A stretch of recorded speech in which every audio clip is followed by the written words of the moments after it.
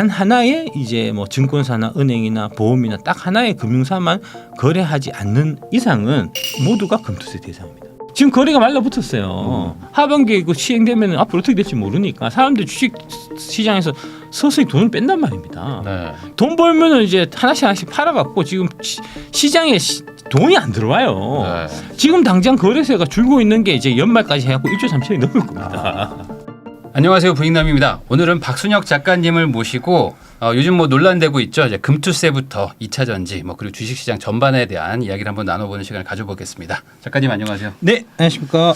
네, 아니 저번에 그 상속세 얘기 한번 나와서 해주셔가지고 막 댓글도 막 공감 많이 된다 이런 얘기 해주셨는데 사실 지금 상속세도 문제지만 더 시급한 거는 지금 금투세 아닙니까? 당장 급한 거는 금투세죠. 네, 그래가지고 저희 구독자분들도 지금 금투세 좀 설명해달라 해서 제가 아예 전문이시니까 모셔가지고 한번 얘기를 한번 들어보려고 합니다.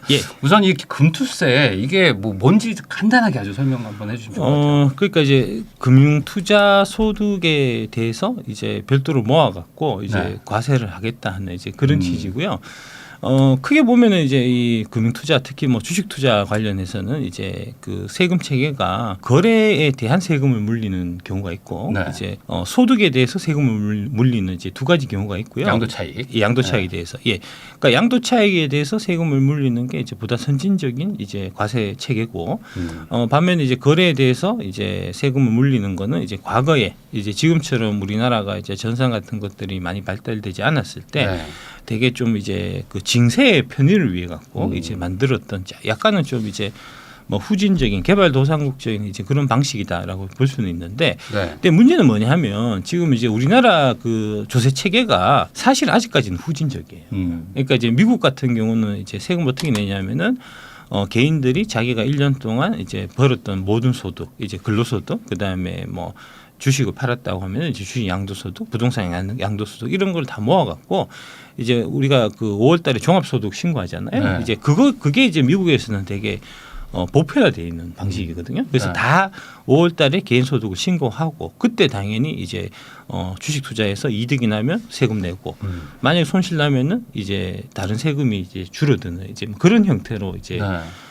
돼 있는데 우리는 지금 징세 체계는 이제 좀 후진적인 이제 개발도상국적인 이제 그런 원천 징수 체계로 다 돼 있는데 이제 여기다가 갑자기 금투세라는 이제 선진적인 세제를 얹어버리니까 이게 이제 충돌이 일어나서 지금 이제 엉망진창 이제 그런 상황이라는 말씀드릴 수 있고요. 이제 그 부분을 주로 오늘 이제 그 디테일한 부분을 주로 좀 말씀드리는 걸로 하겠습니다. 네, 그래서 지금 작가님께서 이제 PPT를 또 준비를 해주셔가지고 같이 보면서 이야기 한번 나눠보도록 하겠습니다. 일단 이제 이게 큰 틀에서 보면은 이제 최근에 그 한국 그 이제 뭐 윤석열 정부에서 이제 코리아 디스카운트를 해소하자라는 이제 코리아 밸류 프로그램을 이제 그 하고 있는데 이 코리아 밸류 프로그램하고 이제 금투세하고 완전 상극이에요.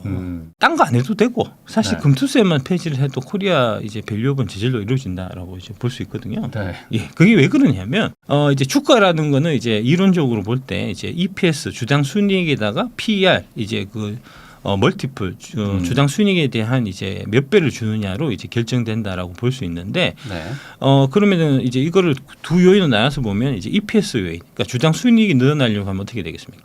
기업들이 장사를 잘해야죠. 이거는 이제 산업 정책이 필요한 거고요. 그러니까 뭐 지금 이제 윤석열 정부에서 열심히 하고 있는 이제 반도체 산업을 이제 부흥한다든지 아니면 2차전지 산업을 육성한다든지 하는 이제 이런 부분들이 제대로 작동을 해야 EPS가 올라가서 이 주가 상승 요인이 생기고 그거는 뭐 이제 산업계에서 해야 될 일이니까 이제 금융 쪽에서 담당할 건 아니고 이제 금융 쪽에서 담당할 거는 바로 이제 PR을 올리는 이제 이게 이제 중요한 건데 이 PR을 결정하는 게는 결국은 이제 세금 같은 이제 각종 제도와 문화다라고 볼 수 있습니다. 그래서 이제 그런 제도와 문화 측면에 있어서 PR을 좀 높이기 위한 이제 그런 차원에서 지금 실시되고 있는 게 이제 코리아 밸류업인데 이 코리아 밸류업에서 그러면 이제 어떤 요소들을 이제 건드리면 코리아 밸류업이 가능할까? 첫 번째 얘기 많이 나오는 거는 이제 사모펀드들 그다음에 지금 여의도에서 주로 얘기하는 거는 이제 거버넌스 문제, 이제 주주환원 이제 배당 뭐 지급하고 이런 문제들 많이 얘기하잖아요. 그러니까 이제 그 문제가 첫 번째로 이제 해당되는 건데 지금 여의도에서 나오고 있는 뭐 상법 개정을 해야 된다든지 하는 건 사실은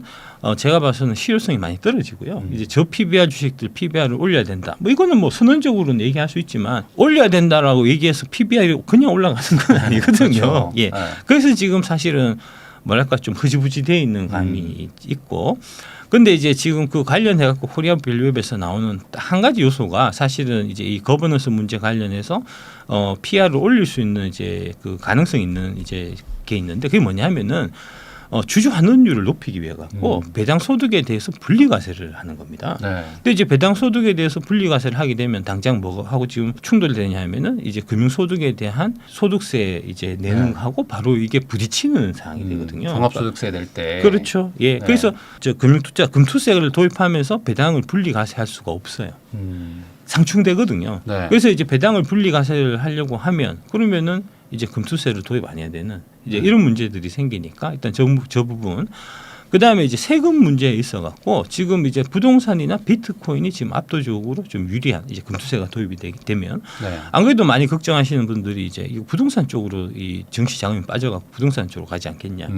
젊은이들은 또 비트코인을 더 많이 이제 투자를 좀 확대하지 않겠냐 하는 이제 좀 우려를 하는 게 똑같이 지금 이게 이제 금투세를 도입하면서 이제 비트코인에 대해서도 지금 과세를 한다는 이제 입장인데 당국이 거기에 이제 20% 이제 그 세금 매긴다는 거거든요. 근데 그게 좀 차이가 있는 게 뭐냐 하면은 이제 주식 투자를 통해서 발생한 소득에 대해서는 이제 공제 없이 바로 20%예요. 근데 비트코인은 금융 상품이 아니기 때문에 지금 뭘로 되어 있냐 하면은 이제 무형 자산이거든요.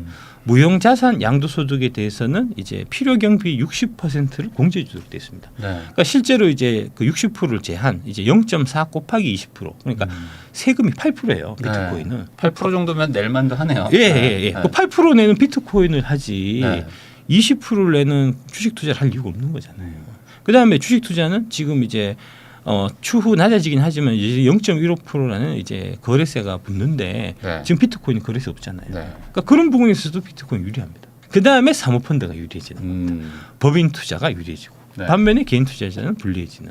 그래서 이렇게 되면 결국은 이제 개인 투자자들은 법인 만들 돈이 없는 개인 투자자 같은 경우는 증시를 외면하게 될 거잖아요. 안 할 거잖아요.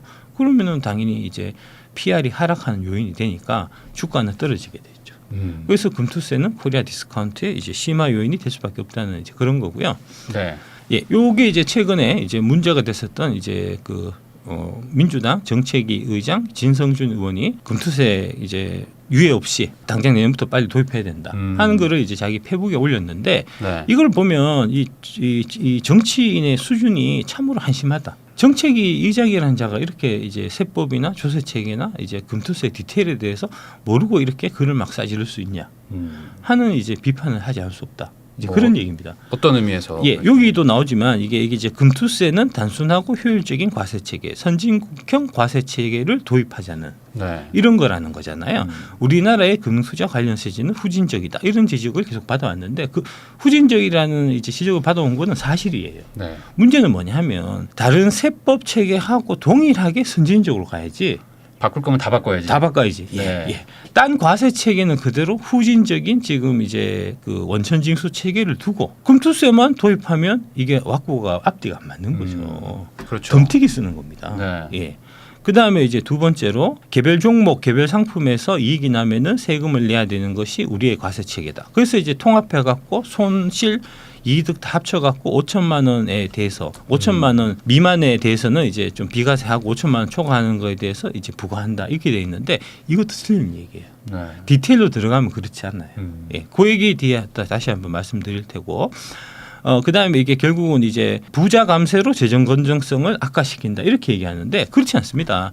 금투세를 도입하는 게 부자 감세를 해주는 거고요. 특히 사모펀드의 감세를 위한 목적의 법안이기 지금 금투세를 밀어붙이는 이제 민주당의 그 속셈인 거고요. 그러니까 민주당이 이제 뒤에 그 과거에 이제 뭐 라임이나 옵티머스 펀드 할 때 그 관련자들이 다 민주당 의원들이었던 것을 생각해 보면 결국은 이제 이 사모펀드 업계들의 이제 로비를 받아갖고 지금 이제 이 금투세라는 이제 천하의 악법을 밀어붙이는 거 아니냐 이런 생각을 할 수밖에 없다는 거죠. 그러면 이제 금투세에 대해서 좀 더 디테일하게 설명해 주시면 좋을 것 같습니다. 내용들은 뭐 쉬운 내용들은 아실 테니까 이제 넘어가고 네. 디테일상의 문제점 제가 말씀드리겠습니다. 총 4가지가 있는데 아까 말씀드렸듯이 원천징수하고 금투세 상충이 다수가 발생합니다. 그러니까 이제 5천만 원 미만은 아까 진성준 의원이 5천만 원 미만은 세금 안 낸다. 그렇지 않습니다. 5천만 원하고 전혀 상관없이 모든 국민들이 금투세 과세가 대상이 됩니다. 그래요. 뭔가 알고 있는 거랑 다를 것 같은데 설명해 주시죠. 그거를 설명드리겠습니다. 자료를 다 갖고 왔으니까 첫 번째. 네. 두 번째로 이제 거래세를 존치하고 거기다가 플러스 금투세 하는 건 이중과세입니다. 사실은 3중과세예요. 플러스에서 뭐가 붙냐면은 건강보험료 올라가요. 네. 건강보험료가 8% 올라가거든요. 건강보험료 무시 못하죠. 네. 그러니까 실제로 이제 22%라고 하면 사실은 30%인 거고요. 네. 27.5%라고 하면 실제로는 8%니까 35.5%인 겁니다. 근데 이게 이제 내가 따박따박 버는 거에 대해 갖고 매년 동일하게 버는 거에 대해서 35% 이렇게 내면은 뭐 그렇다 치는데 이거는 한번 벌 수도 있고 안 벌 수도 있고 이런 거잖아요. 네. 이익 났을 때는 35% 세금 떼고 손해 났을 때는 돌려주냐 안 돌려준다니까. 네. 빡치지. 그러니까 누가 하겠냐고. 네. 이 삼중과세를 피해가는 방법이 법인으로 주식 투자하는 거예요. 법인으로 하게 되면 지금 법인세가 2억 이하의 경우에 9%입니다. 9%. 네. 9% 깎아줘서. 예. 그러면은 그 이유가 22%인가요? 19%. 19%. 9% 19%예요? 네. 예. 그러니까 아니 그 19% 세금 내지. 네. 그렇죠. 19% 세금 내다가 플러스에서 뭐가 있냐면 이제 법인은 거래세를 세금 낸 거가 되니까 비용으로 감세가 되거든요. 그러니까 네. 법인은 거래세 안 내요. 개인만 낸다니까 거래세를. 그리고 추가적으로 이제 금융소득 발생했을 때 개인은 아까 35.5, 네. 법인은 19%인데 법인 하지 왜 개인은 하냐고. 네. 법인 만드는 거 어렵지도 않아요. 돈 많이 안 들거든요. 그러면서 이제 법인 만들어 투자를 하면서 이제 관련해서 각종 비용, 주식 투자하려면 이제 컴퓨터 좋은 거 있어야 될 거 아닙니까? 네. 이제 HDS 깔아야 될 거잖아요. HDS 깔고 개인은 비용 처리 안 되잖아요. 할 데리 없다니까. 네. 근데 그런 것도 다 뺄 수 있는데 당연히 법인으로 투자하지 왜 개인으로 투자합니까? 네. 그다음에 금투세가 이제 분류과세되는 게 문제입니다. 네. 원래 애초에는 처음에는 종합과세였어요. 종합과세였는데 은근슬쩍 분류과세로 바꿨거든요. 네. 왜 바꿨냐? 그래야지 사모펀드 세율을 떨어뜨리지. 원래 지금 사모펀드들은 금융소득 종합과세 대상이 돼갖고 최고 세율이 49.5잖아요. 그러니까 돈 많은 사람들은 이제 49.5%씩 따박따박 내고 있었어요. 너무 많이 내니까 줄이고 싶은 거죠. 네. 그래서 금투세를 도입하고 그걸 분류과세로 보내갖고 22% 우리 개인들하고 똑같이 적게 버는 사람은 낮은 세율, 많이 버는 사람은 높은 세율 해서 이제 이게 조세의 정의, 소득 재분배 이런 게 있었는데 이게 금투세로 가게 되면은 그 조세 정의나 그런 부분들이 다 사라지게 된단 말입니다. 네. 그걸 위해서 지금 저렇게 하는 거고요. 그다음에 네 번째로 이제 이 금투세를 도입을 하면 당연히 거래세를 없애야 되는데 지금 거래세의 0.15%는 절대 못 없애게 되어 있습니다. 왜냐하면 저 0.15%는 거래세가 아니고 농어촌 특별세거든요. 네. 그래서 농어촌 정치 단체들이 극렬 반대하기 때문에 저거 못 없애요. 이 농어촌 특별세는 이제 부동산에도 있거든요. 예. 그래서 뭐 취득세. 예. 그러니까 아니 개인들만 호구야. 네. 그거 사실 법인세 그거 농어촌 특별세 물려세 맞거든요. 네. 원래 그렇잖아요. 그건 뒤에서 설명 다시 말씀. 그러니까 어쨌든 이 세금이 이제 개인들한테 불리하게 돼 있다. 예. 그러니까 열심히 이제 여의도 앞에서 데모하고 강화문 앞에서 집회하고 그러면 세금 깎아주고 가만히 있으면 가만히로 개호구 취급해갖고 이런 각종 세금 부담을 막 물리는 그런 이상한 나라가 우리나라는. 이게 이제 금융투자소득세의 이제 징수 납부 방식인데 보시면은 요 노란색 치는 부분 여기 중요합니다. 그 기본공제를 적용한 후에 20%의 세율로 원천징수를 해야 되는데 여기 갈로 쳐놓은 이 부분 반면에 투자자가 선택하지 아니한 금융회사 등은 원천징수 세액 계산 시 기본공제를 적용할 수 없다. 투자자의 선택이 중요한 건데 이 디테일이 그러니까 금융회사를 하나를 선택할 수가 있어요. 은행 하나. 증권 하나, 보험 하나 뭐 이렇잖아요. 네. 뭐 그다음에 이제 뭐 이제 또 얘기해 갖고 뭐 새마을금고도 들 수 있고 뭐 있는데 그런 전 금융사를 통틀어 갖고 하나만 적용할 수 있다는 거예요. 네. 그러면 나머지는 그냥 다 내는 거죠. 내는 거네요. 다 내는 거죠. 네. 그러니까 다 걸린다고. 예. 물론 뭐 계좌 하나만 써라고 말할 수도 있지만 예. 아닌 분들도 있거든요. 아니 계좌 하나 어떻게 씁니까? 네, 아니 기본적으로 은행, 많아요. 증권, 보험 하나씩은 다 있잖아요.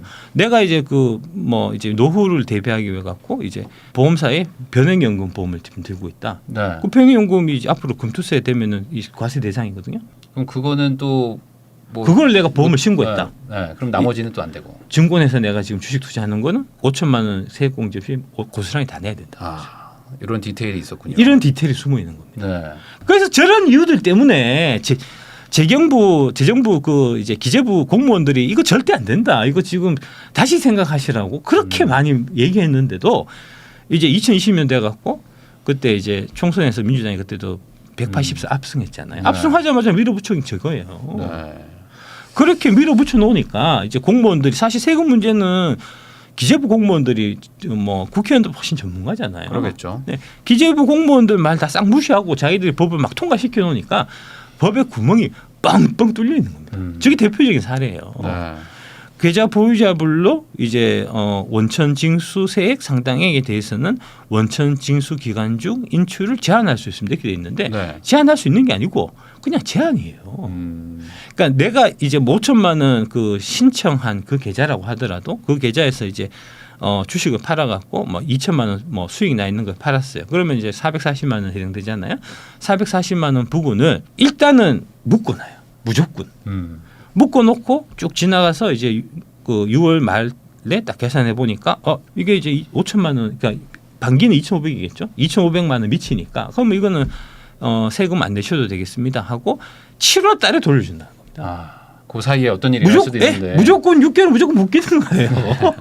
양도소득 주식 투자에 대한 양도소득 체계를 채택하고 있는 모든 나라는 다 소득 신고하는 나라입니다. 네. 그러니까 내가 신고하면 그러면 금융기관들 자료 다 받아갖고 내가 다 합산해 보니까 이거 5천만 원 미만이네 공제 미만이니까 안 내겠습니다 신고하고 그러면 안 되고 이런 형태고 뭐 넘어가면 넘어간 거 있으면 내고 네. 뭐 이런 형태가 되니까 이게 자연스러운데 이거는 일단 원천 징수를 해갖고 세금을 뺏어 놓으니까 우선 잡아놓고 예. 뭐 재투자도 안 될 수도 있고. 네. 그러니까 이런 문제가 생기는 겁니다. 네. 이게 문제가 기본적으로 이제 각 금융사 간에는 이제 고객 정보를 이렇게 마음대로 주고받지 못하게 돼 있어요. 그러니까 삼성생명에서는 뭐 한국투자증권에서 이 사람이 주식 투자를 얼마를 해서 얼마가 이익이 나는지를 알 수가 없어요. 지금 여러분들이 단 하나의 이제 뭐 증권사나 은행이나 보험이나 딱 하나의 금융사만 거래하지 않는 이상은 모두가 금투세 대상입니다. 통과시켜 갖고 만약에 이제 내년 딱 되면 사람들이 이제 다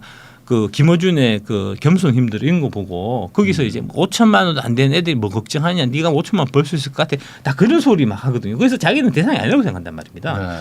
근데 실제 내년 딱 돼 보면 세금 막 땡기는 거예요. 세금 막 나가는 거예요. 그럼 민주당 지지자들도 떠가겠지. 네. 요즘에도 주식하시는 분들이 좀 많아져가지고. 주식만의 문제가 아니에요. 이거는 이제 주식은 5천이지만 네. 이제 기타 다른 금융 상품들은 250이거든요. 그 다른 금융 상품이 뭐가 포함되냐 하면은 예금 말고는 다 포함입니다. 그래요. 예금 말고. 예금 말고 요새 ETF도 많이 하시고 네. ELS도 하시고 그다음에 뭐 채권 뭐 이런 것도 하고 이제 뭐 각종 펀드도 들고 하잖아요. 아까 이제 변액연금 펀드 그것도 펀드니까 그런 것도 다 하시잖아요. 그런 것도 일절 다 대상인데 그건 250이라니까요. 250. 그러면 그거 넘는 분들 좀 있을 텐데.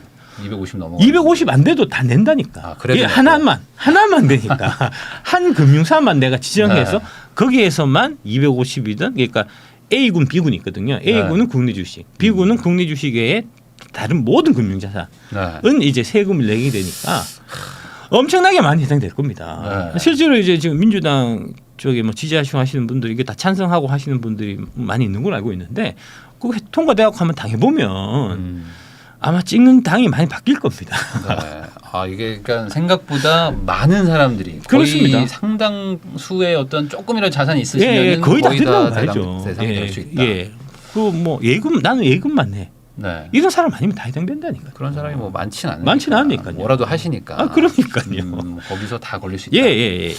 네. 다음 이제 실내를 한번 보여드리면 이제 금투세 도입되면은 해외 주식에도 원천징수 시행되는 겁니다. 아, 해외 주식도요? 해외 주식도. 네. 예. 그러니까 이제 금투 도입되면 나는 미국 갈래. 아니라는 겁니다. 그런 분들 많은데. 당신들도 다 해당된다는 거죠. 빠져나갈 수가 없네. 빠져나갈 수 없다니까요. 네. 이게 왜 이렇게 되는 거죠? 이게 이제 그 250만 원 원천징수 이게 여기에 도입이 되거든요. 그러니까 지금 이제 미국 주식 하시는 분들이 좀 불만 있고 해도 그래도 이제 나중에 1년 지나갖고 한번 신고하는 이제 이런 네. 구조니까 크게 불만 없어요, 사실은. 돈 벌었으면 내고 뭐 250만 원 하고 뭐 또 미국은 좀 장분위기 좋고 하니까 좀 이제 세금 내고 하더라도 이제 좀 뭐랄까 상대적으로 조세 지장이 좀 적은 편인데 네. 원천징수 되면 이게 달라집니다. 이게 또 원천징수가 되니까. 네. 해외 주식에서 이제 만약 예를 들어서 상반기에 2천만 원 수익이 나고 네. 하반기에 손실이 났을 경우에 연간으로 하면은 1,000만 원 손실이기 때문에 세금 안 내거든요. 금투세 도입되기 전에. 2천 벌고 3천 까졌으니까 예. 안 내겠죠. 연간으로 11,000이니까 네. 지금 세금 안 낸단 말입니다. 근데 금투세 원천징수가 도입이 되면은 이게 반기이기 때문에 네.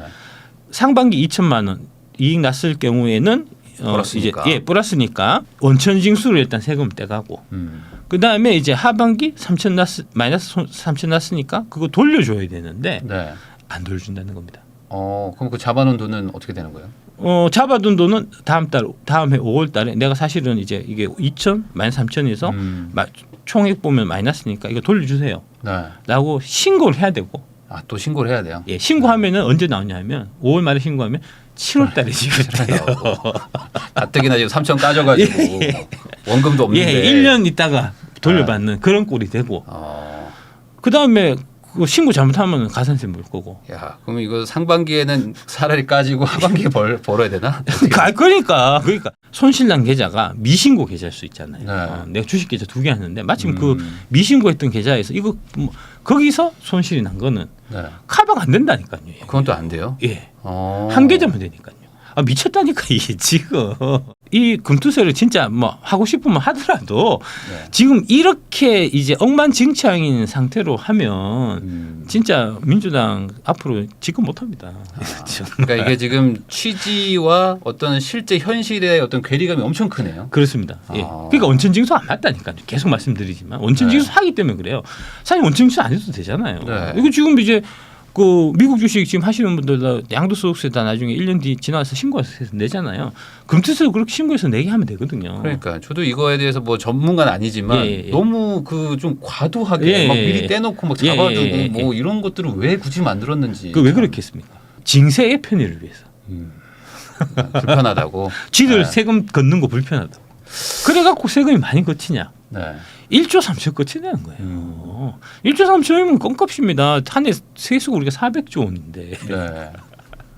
오히려 저것 때문에 이제 첫 번째로 이제 그 거래가 위축돼서 지금 안 그래도 이제 금투세 얘기 나오면서 지금 거래가 말라붙었어요. 하반기에 그 시행되면 앞으로 어떻게 될지 모르니까 사람들 주식 시장에서 서서히 돈을 뺀단 말입니다. 네. 주식 개인 계좌로 하시는 분들도 이제 법인 설립하면 그거 투자하려고 돈 벌면은 이제 하나씩 팔아갖고 지금 시장에 돈이 안 들어와요. 네. 지금 당장 거래세가 줄고 있는 게 이제 연말까지 해갖고 1조 3천이 넘을 겁니다. 그러니까 이게 오히려 그 버는 것보다 이제 그렇죠. 빠져나가면서 그렇죠. 거래 자체가 안 되니까. 예, 그렇죠. 그다음에 이제 그 사모펀드들 네. 49.5% 세금 내는 분들이 22% 내는 거잖아요. 네. 그 세금이 제가 계산해 보면 거의 한 3, 4조 줄어요. 금수세 도입하면 세수가 느는 게 아니고 오히려 준다니까요.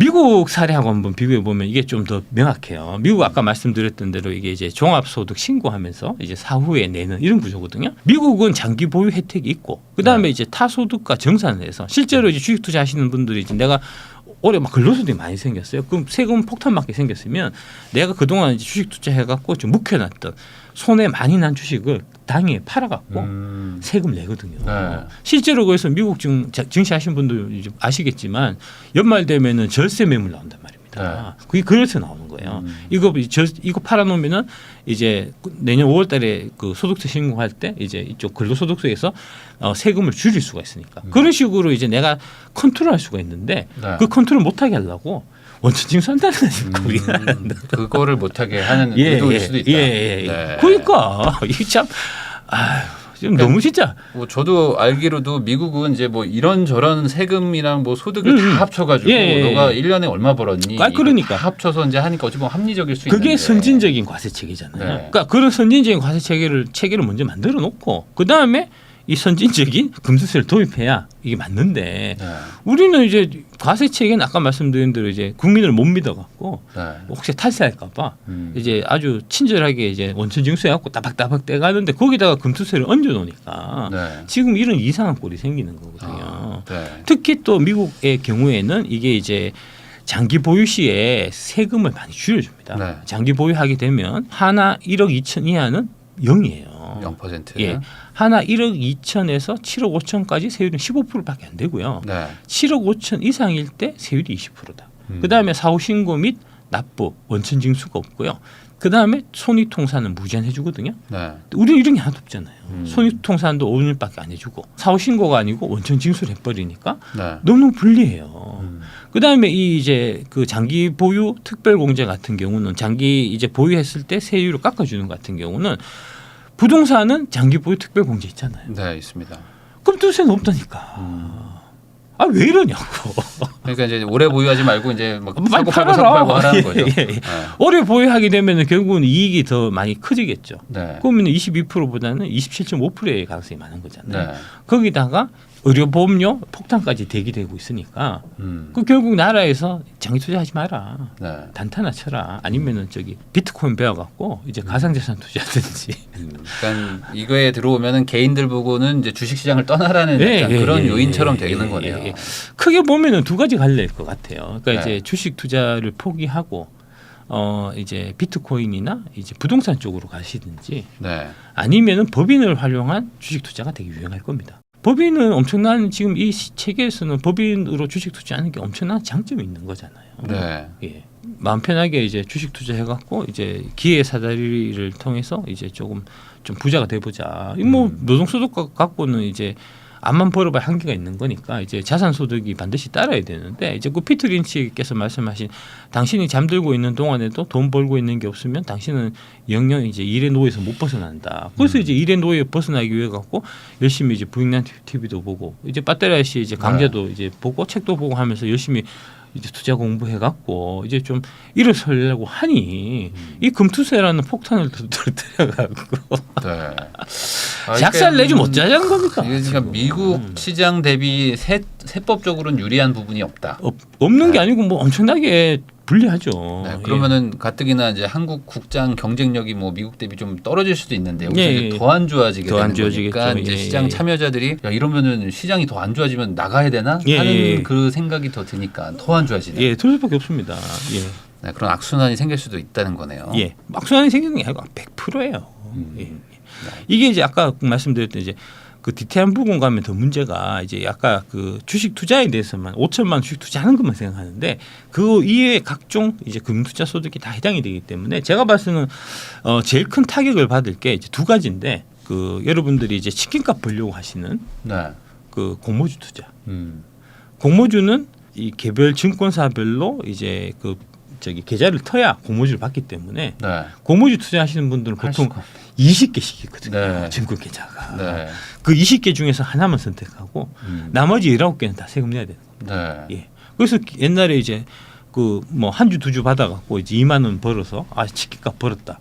치킨 못 사 먹는다는 겁니다. 4,400원 세금 내야 된다는 거죠. 나는 5천만 원 안 벌었으니까 상관없다 이렇게 생각하면 안 된다는 거죠. 다 해당이에요. 4,400원 이제 그 세금 빠지는 거고 그러면은 이제 이거 벌었을 때는 4,400원 내고 손해 나면 저기 돌려주냐 안 돌려준다니까요. 그러니까 이게 손익통산을 해보면 그러니까 이거는 너무 저기 불리하잖아요. 그럼 어떻게 되겠죠? 이제 사람들이 개인들이 공모주 투자가 확 이제 열기가 사그라들겠죠. 공모주가 상장이 안 될 거예요. 공모 시장도 좀 안 좋아지고. 사실은 증권 시장에 이제 이 목적이 여러분들이 주식 투자해서 돈 벌려고 만들어 놓은 게 아니고 그런 카지노 하라고 만들어 놓은 게 아니고 사실 주요 목적은 이제 그 저기 신생 기업들 이제 자본이 필요한 기업들이 그 모금 자본을 주식 시장을 통해서 IPO라는 제도를 통해 갖고 이제 가져가라는 그게 사실 주식 시장을 만들어 놓은 가장 큰 국가 산업적인 이제 이유거든요. 근데 그 기능이 망가지는 겁니다. 그다음 두 번째는 뭐가 문제냐면 채권 쪽도 문제거든요. 채권도요? 예. 채권 쪽도 채권의 이제 자본 이득 차익에 대해서 지금 과세가 돼버리니까 네. 그거는 250만 원인데 그것도 아까 말씀드린 신고한 데 아니면 네. 다 내야 되는 거잖아요. 그러니까 이제 같은 값이면 예금하지 예금은 네. 이제 15.4% 내고 땡인데 이거 괜히 해갖고 자본 이득 발생한 거에 대해 갖고 22% 세금 내고 이제 이러면 불리해지니까 채권 시장의 개인 투자자들의 이제 시장 참여가 확 줄어들 겁니다. 그러면 어떤 채권이 가장 결정적으로 타격을 받냐면 트리플 B 이하의 이제 하이힐드 채권이라는 게 있어요. 네. 거기가 직접적인 타격을 받습니다. 실제로 보면 이제 이 기관 투자자 같은 경우는 이제 이 내부 규정 이런 거 때문에 A 이상 아니면 투자를 잘 못해요. 트리플 B 등급은 이제 투자 등급이긴 하지만 조금 까리한 애매한 이런 거기 때문에 네. 좀 일종의 약간의 좀 위험성이 있는 이런 거기 때문에 그런 것들은 개인들이 많이 그 채권을 사거든요. 네. 그런 채권 수요가 다 사라지는 겁니다. 그럼 그 기업도 어떻게 되죠? 도산하겠죠. 네. 파산하겠죠. 조달이 안 되니까. 예, 예. 지금 이제 개인 그 증권사 다니시는 분들 보면 이제 그 개인 투자자들 이제 그 예금은 좀 금리가 너무 낮으니까 이게 좀 채권 투자 한번 해보시라. 이게 트리플 B인데 조금 위험성 있긴 해도 그래도 뭐 이게 대기업이고 뭐 하니까 요새 특히 건설사들이 트리플 B 채권 같은 네. 거 많거든요. 어디 좀 얘기할까요? 저기 뭐 두산건설이다. 뭐 그 정도면 한 트리플 B일 겁니다. 이런 건 좀 사도 괜찮지 않겠습니까? 두산 또 믿을만 하니까. 네. 그래서 이제 두산건설 채권이 보통 한 7% 8%씩 거래되거든요. 네. 그런 투자를 하시는 분들이 많은데 그런 데서 소화가 되기 때문에 지금 이제 이게 굴러가는데 이 건설 쪽이 네. 안 굴러가요. 자금 조달이 안 돼가고 네. 어떻게 되겠습니까? 작살나는 거죠. 이게 아주 사소한 건데 사실 네. 1조 3천억이 그랬잖아요. 지금 민주당이 1조 3천억 세금을 더 거두려고 하다가 근데 걷지도 못해. 거래세 주는 거. 그다음에 네. 아까 말씀드린 이제 사모펀드 세금 주는 것 때문에 실제로 네. 세금 오히려 주는데 그에 대한 파급 효과로 지금 이제 IPO 시장이 급속하게 위축되고 그다음에 트리플 B 같은 이제 하이힐드 채권 시장이 망가지고 이렇게 된단 말입니다. 네. 미쳤다니까. 이거는 단순하게 이 금투세 도입은 이게 문제가 이제 단순하게 내가 돈을 좀 덜 벌고 더 벌고 세금 더 내고 덜 내고 이런 문제가 아니고 국가 경제를 이제 진짜 파탄에 이르게 할 수 있는 이제 지금 그런 세금이거든요. 그러니까 이것 때문에 이제 금융시장이 막 교란이 될 수가 있다. 그렇습니다. 예, 네. 교란 될 수 있다가 아니고 교란됩니다. 보십시오.